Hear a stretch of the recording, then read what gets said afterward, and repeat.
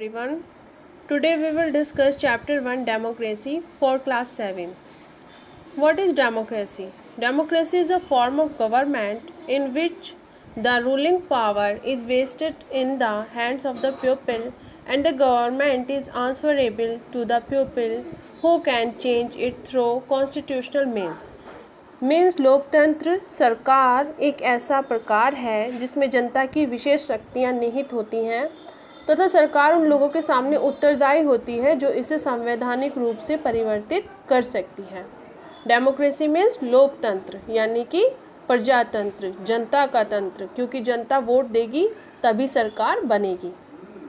There are basically two type of democracies, direct democracy and indirect democracy.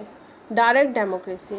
This is the oldest and real form of democracy in which the people directly participate in managing the affairs of the state. ये पुरानी democracy है direct. इसमें यह लोकतंत्र का सबसे पुराना और वास्तविक रूप है जिसमें लोग सीधे राज्य के कार्यों के प्रबंधन में भाग लेते हैं। इस प्रकार का लोकतंत्र राज्य के प्राचीन यूनानी शहर में मौजूद था।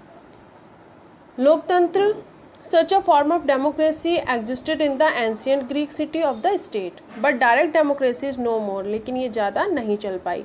Popular in modern times, we have only indirect democracy. आज की डेट में हम कौन सी डेमोक्रेसी होती है? Indirect. All citizens elect their representative. सभी नागरिक रिप्रेजेंटेटिव चुनते हैं, प्रतिनिधि चुनते हैं। Who make laws for them, जो उनके लिए कानून बनाता है। These days, indirect democracy is prevalent in countries like India, England, America, France, Japan, etc. इन सभी में इस समय indirect democracy चल रही है। The concept and idea of democracy did not develop in its present form all of a sudden. लोकतंत्र की धारणा और विचार का अचानक विकास नहीं हुआ। It was a gradual process, various revolution. ये एक क्रमिक प्रक्रिया है जिसमें बहुत सारी क्रांतियाँ भी हुई। Contributed to the growth of democracy.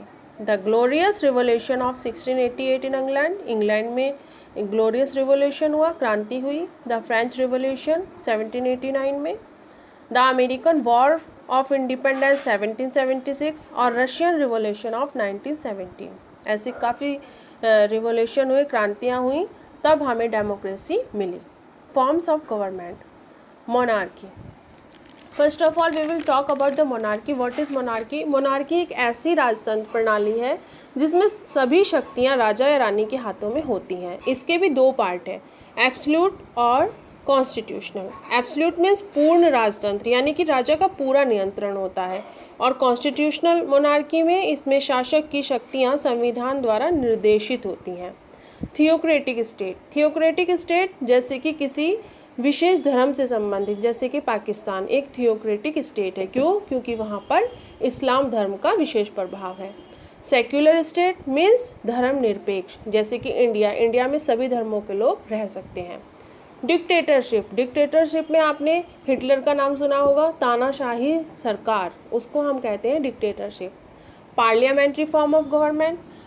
Parliamentary form of government में संसदीय शासन के रूप में कार्यपालिका या मंत्री परिषद विधानमंडल का अभिन्न अंग होती है। वे तब तक सत्ता में रहते हैं जब तक उन्हें विधायिका का विश्वास प्राप्त होता है। जैसे ही यह विश्वास प्राप्त होगा तो उनको त्यागपत्र देना पड़ेगा। Next, presidential form of government. America में प्रेसिडेंशियल फॉर्म ऑफ गवर्नमेंट में यूएसए में होती है। अमेरिका में कार्यपालिका का अध्यक्ष विधानमंडल से स्वतंत्र होता है। प्रेसिडेंट एक बार चुने जाने के बाद वह 4 साल तक कंप्लीट करता है, उसको आसानी से नहीं हटाया जा सकता। मंत्रियों को सेक्रेटरी बोलते हैं वहाँ पर, और वो राष्ट्रपति के प्रति जवाबदेह होते हैं, यानी कि उनको राष्ट्रपति को जवाब देना होता है, जबकि उनको विधानमंडल के प्रति कोई जवाबदेह नहीं होता। यूनिटरी फॉर्म ऑफ गवर्नमेंट में सारी पावर केंद्र सरकार के हाथ में होती है, जैसे कि हमारे यहाँ भी यूनियन टेरिटरी है, तो वो किससे चलती हैं? केंद्र सरकार से चलती हैं। अपनी सुविधा के लिए सेंट्रल गवर्नमेंट कोई यूनिट वहाँ पर क्रिएट कर सकती है, उन्हें कुछ शक्तियाँ दे सकती है सरकार चलाने के लिए, लेकिन अगर सेंट्रल गवर्नमेंट चाहे तो उन शक्तियों को वापस भी ले सकती है या ख़त्म कर सकती है। यहाँ पर किसी लिखित संविधान की आवश्यकता नहीं होती है। एग्जाम्पल, यूके की जो गवर्नमेंट है वो यूनिटरी फॉर्म ऑफ गवर्नमेंट है। Next, federal form of government. Federal form of government में सेंट्रल एंड स्टेट दोनों गवर्नमेंट होती हैं। कॉन्स्टिट्यूशनल के द्वारा पावर दोनों में डिस्ट्रीब्यूट होती है और कॉन्स्टिट्यूशन यहाँ पर एक रिटन कॉन्स्टिट्यूशन की आवश्यकता होती है जिससे सरकार अपने अधिकार जान सके। यहाँ पर सुप्रीम कोर्ट की भी आवश्यकता होती है जो सेंट्रल और स्टेट के बीच अगर झगड़े हों तो उनको सुलझा सके। Difference between dictatorship and democracy, दोनों में क्या अंतर होता है? In dictatorship absolute power is vested in a single individual. Dictatorship में जितनी भी पावर होती है वो किसी एक के हाथ में होती है, जैसे कि तानाशाही, जैसे हिटलर ने तानाशाही चलाई। In a democracy the government is formed by the people through election. और डेमोक्रेसी में क्या होता है, गवर्नमेंट चुनी जाती है, यानी कि हम लोग गवर्नमेंट को चुनते हैं, पीपल गवर्नमेंट को चुनती है इलेक्शन के द्वारा। तो स्टूडेंट्स, ये आपका फर्स्ट पार्ट है डेमोक्रेसी का। सेकंड पार्ट मैं जल्दी बनाऊंगी। Thank you very much.